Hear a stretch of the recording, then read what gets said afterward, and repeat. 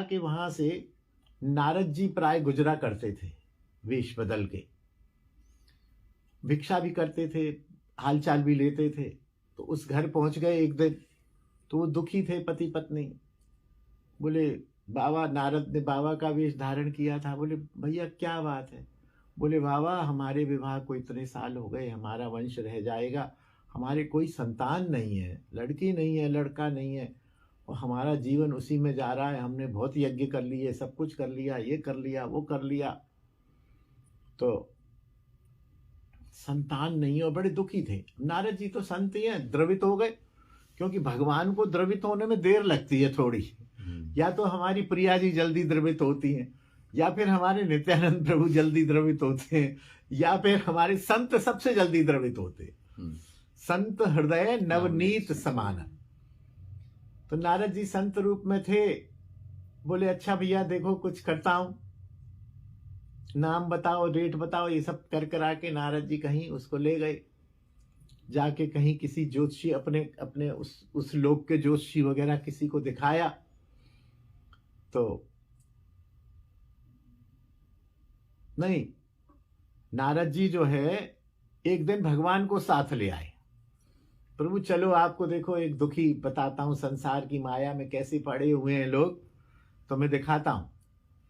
तो आए, ठाकुर ने भी देखा, ठाकुर भी बड़े द्रवित हुए। नारद जी बोले दे दो, आप तो सृष्टि के नियंता हो, सृष्टि के पालक हो।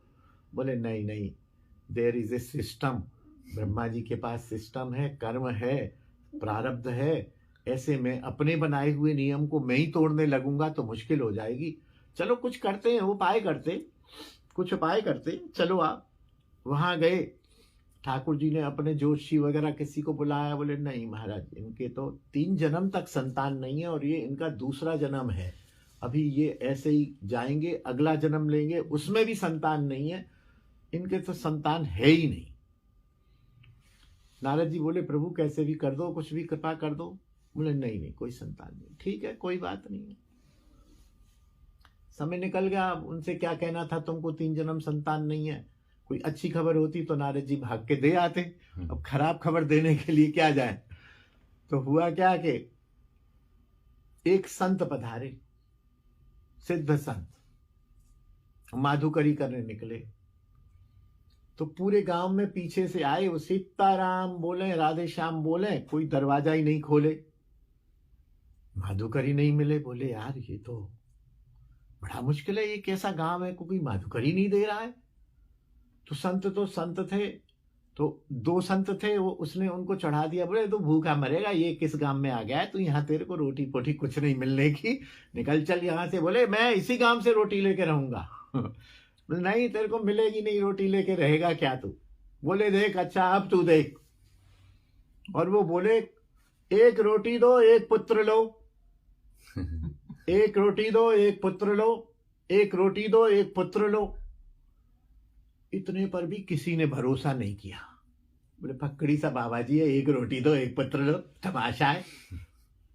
तब भी किसी ने नहीं दिया, और वो आ गए उसी द्वार पर। अब वो मरता क्या ना करता, उसको तो सब कर चुका था। क्योंकि जैसे मैंने भी देखा है, कई बार बीमारी होती है, ठीक नहीं हो रही होती है, तो कोई कुछ भी कहता है ना, उसको मानता है। मैंने भी ऐसा किया, कोई भी कहे भैया जो ठीक है करो यार, कर देता हूं, ऐसे कर दो, ऐसे कर लो, ऐसे कर लो। बोले 1 रोटी में 1 पुत्र। वो दोनों पति पत्नी ने दरवाजा खोला। बोले बाबा राधे श्याम, राधे श्याम। बोले हमको 1 रोटी दो, हम तुमको 1 पुत्र देंगे। बोले बाबा हमारी तो है ही नहीं भाग्य में। बोले भाग्य गया इधर उधर, तुम हमको 1 रोटी दो, हम 1 पुत्र देंगे। और बाबा 2 रोटी दें तो बोले 2 पुत्र देंगे। और बोले 4 रोटी दें तो बोले 4 पुत्र देंगे। बोले ठीक है। उसने कहा रिस्क क्या है 4 रोटी का, पुत्र तो वैसे भी नहीं मिल रहा है, 4 रोटी दे देते हैं इनको। तो उन्होंने फटाफटा बाबा गरम गरम लो, दोनों बाबाओं को बैठा के दोनों को 4 रोटी दे दी। जाओ तुम्हारे घर 4 पुत्र होंगे। चले गए प्रसन्न। और मतलब जैसे होता है ना कि उनको ही लग रहा था कि हो भी सकता है, नहीं भी हो सकता है, ठीक है नहीं तो हो ही रहा है। और साहब क्या हुआ कि कुछ समय बाद पहला पुत्र हुआ, फिर दूसरा हुआ, तीसरा हुआ, चौथा हुआ, 4 पुत्र हो गए। उस निसंतान दंपति के 4 पुत्र हो गए।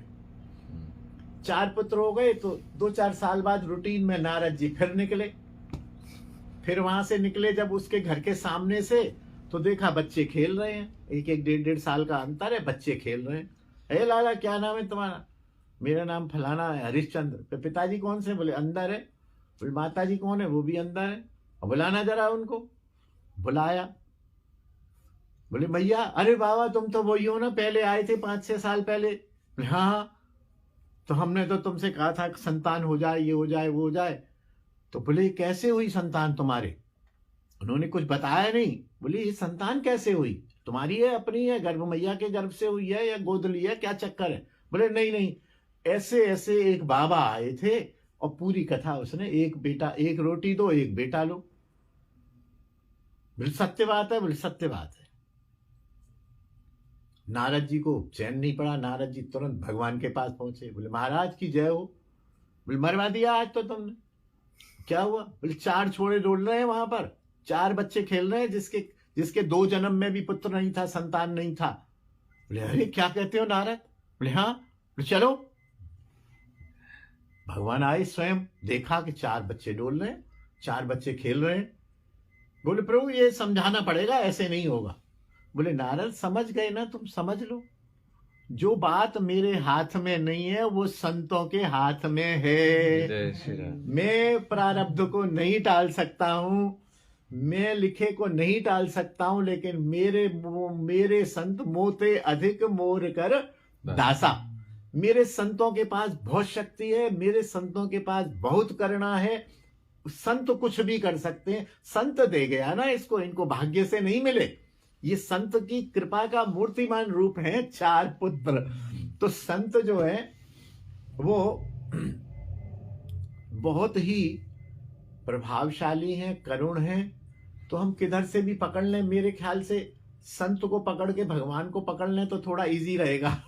भगवान को पकड़ के संत को पकड़ेंगे तो भगवान मिल जाएंगे, फिर संत मिलेंगे। लेकिन उन्होंने साफ कह दिया ये वाइसे वर्षा है, संत मिलेगा तो वो भगवान से मिला देगा और भगवान मिलेगा तो वो संत से मिला लेगा। क्योंकि संत, भगवान मिलने के बाद भी संत नहीं मिला, संत का अर्थ यहां गुरु लगा लीजिए, गुरु नहीं मिला तो कुछ नहीं होगा।